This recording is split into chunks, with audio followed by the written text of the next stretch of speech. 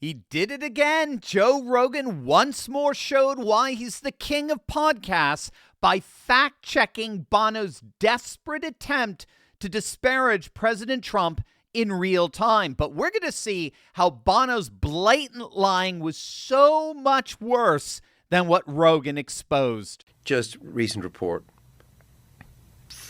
It's not proven, but the surveillance enough suggests 300,000 people have already died from just this cut off, this hard cut of USAID. So there's food rotting in boats, in warehouses. There is this will you off. This will not, you will not be happy. No American will. But there is, I think it's 50,000 tons of food that are stored in Djibouti, South Africa, Dubai, and wait for it, Houston, Texas. What is that? That's not America, is it? Well, they're throwing the baby out with the bathwater. Right. Right. This is the problem. The problem is, for sure, there have been a lot of organizations that do tremendous good all throughout the world. Also, for sure, it was a money laundering operation. For sure, there was no oversight. For sure, billions of dollars are missing. In fact, trillions that are unaccounted for, that were sent off into various, they don't even know where because there's no receipts. The way Elon Musk described it, he said if any of this was done by a public company, the company would be delisted and the executives would be in prison. But in the United States, this is standard. When Biden left office, when it was clear that Trump won in the 73 days, they spent $93 billion from the Department of Energy on just radical loans, just throwing money into places. Right. And there's no oversight, no receipts. Like the whole thing is, there's a lot of fraud, a lot of money laundering. Now, Rogan did a great job there fact-checking the U2 frontman, who was literally talking out of his butt. I mean, I'm sorry to be so blunt here, but what Bono just said there was blatantly and provably false. My namesake, Jonathan Turley, professor of law at George Washington University, he had a very good article exposing these ridiculous claims. As it turns out, everything that Bono just said there, everything, not only comes from a single source, and a dubious one at that, but he got it completely wrong. He got it wrong. I mean, it suggests to me that Bono had no idea where that figure of 300,000 deaths came from. He's just parroting what he's heard. He's not done his own fact-checking. He's failed to actually confirm the source of those figures he's citing, because had he done that, he would have found that that is precisely not what this one single and rather dubious source is even saying. So he's getting his numbers from a single, rather dubious source, and at the same time, he completely misunderstood what that single dubious source was even saying in the first place. Again, I'm sorry. But if you're going to accuse anyone, let alone Trump and Musk, of indirectly killing over 250,000 innocent people and lecture us on how that's not America, that's not what America's all about, and then tell us that we all need to rise up and resist this administration for it, if you're going to make claims like that, you had better freaking be able to produce the receipts. And Bono can't, because there are none. He should be ashamed of himself for what he tried to pull there, both in terms of the blatant dishonesty of those claims, as well as his own pathetic, inexcusable laziness in failing to take the time to corroborate what he was accusing the Trump administration of. Well, we got the receipts, and that is exactly what I'm about to show you. But first, we're not just fighting an information war here, gang. There's another war that's happening that many of us don't know about, and it's in our guts. There's a battle between good and bad bacteria going on inside you right now that can determine the health for the whole of your body. And here's how you're going to win that battle. Kimchi 1 from Breitcore Nutrition is the fermented superfood your body needs to arm the good guys with the right weapons to defeat the bad actors once and for all. All health starts in the gut. So putting the right fermented superfood in your gut improves every aspect of your health, your heart, your brain, even the quality of your skin and the growth of your hair. Containing over 900 strains of beneficial bacteria in each capsule, Kimchi 1 supports healthy digestion, fortifies your immune system, and helps detoxify your body. Kimchi has also been shown to reduce risk of obesity and promote smaller waistlines by curbing appetite and naturally boosting your metabolism. Kimchi 1 is all natural, non-GMO, dairy-free, gluten-free, and 100% made right here in the USA. Today, you can get an exclusive offer by clicking the link below. Just use code Turley for 25% off your entire order. Or, for an even better deal, give them a call. Our friends at Breitcore love to chat with you. Give them a call and save up to 50% off your order and free shipping. Give them a call now at 888-897-0233. That's 888-897-0233. That 300,000 deaths figure comes solely from a speculative model put out by a professor by the name of Brooke Nichols, who's a mathematical health modeler at Boston University. Now, what is so ironic here is that Nichols has admitted that this is not an actual count. You can go to the website and see it yourself.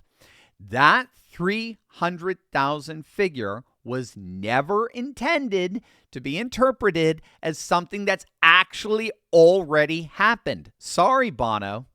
I mean, obviously not. If there were really 300,000 deaths happening as a result of these USAID cuts just within weeks, wouldn't we see even just the slightest bit of evidence for these deaths? There is significantly more evidence for South African white farmers being murdered at a rate radically disproportionate to their percentage of their national population than this claim of 300,000 deaths made by Bono. And note the discrepant skepticism with the one over the other in the legacy media.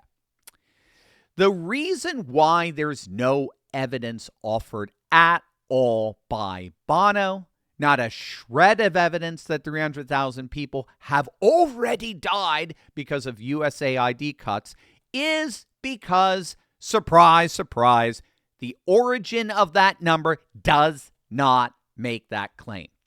It is not an actual count. It is a projection. And again, a dubious one at that. That 300,000 number is a projection of what this professor thinks could happen as a result of the USAID cuts. Now, of course, he's just doing his part. As a university professor, he is part of the same progressive infrastructure that has been funded by USAID monies, but it's been funded by your tax money. So he's doing his part to try to defend the gravy train from being dismantled. But regardless, he explicitly noted the speculative nature of the numbers in a recent Washington Post article where he admitted, quote, the biggest uncertainties in all of these estimates, again, note, uncertainties and estimates, right? The biggest uncertainties in all of these estimates are, one, the extent to which countries and organizations have pivoted to mitigate this disaster, likely highly variable, and two, which programs are actually still funded with funding actually flowing and which aren't. So at best, these are estimates with a high degree of variability. It largely depends on whether the programs were actually discontinued and whether local officials are stepping forward to continue them. And given that only a small portion of the funds that were allocated by USAID were actually used for these humanitarian purposes, finding other funding sources doesn't appear to be that hard to do. Plus, a number of these funding sources have been restored, but now under the State Department. In other words, we're looking at some pretty significant ifs that need to happen to come anywhere near that 300,000 deaths figure, which, again, we need to stress, has not yet happened. It's a projection coming from a single source with so many significant qualifiers so as to render the projection beyond speculative. It does seem as if when it comes to basic math, Bono still hasn't found what he's looking for. But what he tried to pull off there with Rogan, that frankly, the lying he tried to pass off there, is unfortunately routine. It's standard protocol for what's left of the planet's dying progressive movement. Here's how the commentator Justin Murphy put it. I think this is brilliant. This is exactly what Bono just tried to do on the Rogan show. Now, Murphy's referring to Elon's and Doge's exposure of USAID, and this is what he wrote, quote, "The professional managerial class has perfected a system of moral blackmail through which they convert third world suffering into personal wealth and status." That's brilliant.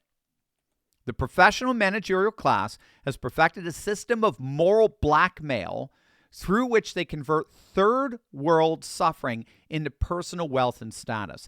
They position themselves as noble humanitarian experts with PhDs, or in this case, a hit rock band, who care deeply about things like global poverty, only to justify their own sinecures extracted from the national purse.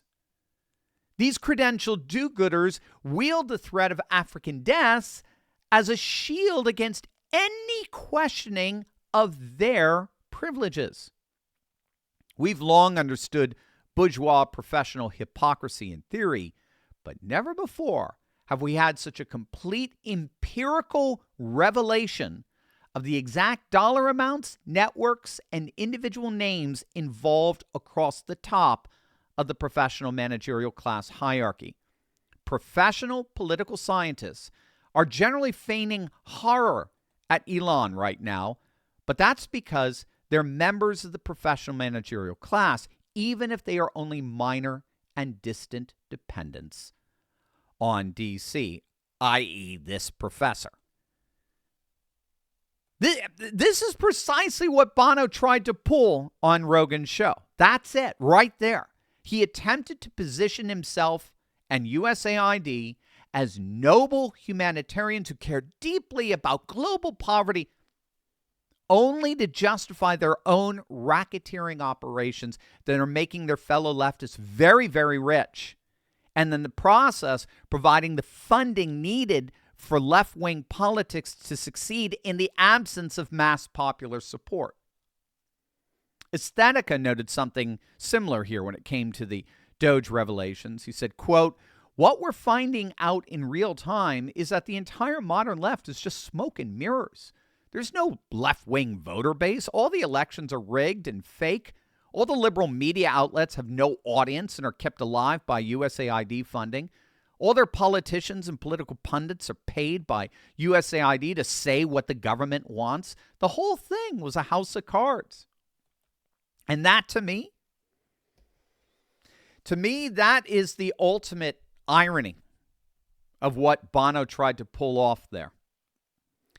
In claiming that 300,000 innocent people were dying as a result of these cuts, this stoppage to the Democrat slush fund that was Washington, D.C., Bono ironically admitted that, yes, there are going to be significant deaths as a result of those cuts, but they're not coming from third world countries. They're not coming from impoverished regions or anything like that. The real deaths that are incurred from these cuts involve the planet's dying progressive movement. It's Bono's woke liberalism that's the real victim here, and he fully knows that. He's part of the privileged class that's been living high off of billions of your tax dollars. He's part of this international web of leftist self-interest groups that exploit the sufferings of others only to enrich and empower themselves. He knows that Trump and Elon and Doge are destroying that global apparatus, dismantling that international infrastructure. And so, in a desperate attempt to try to save it, he ends up defaulting to an old, tired, exposed rhetoric that no one buys anymore, most especially Joe Rogan and his massive audience. They are numb to it, as a U2 song would say. The days of the left's manipulative tactics for their own aggrandizement are indeed over. Trump, Musk, and most importantly, the American taxpayer have won. By the way, click on the link in the description below to get all these articles and tweets I reference throughout my videos emailed to you each and every day. You're going to love it. We want you to have the best resources out there to convince your family and your friends of this new MAGA super age that's rising here.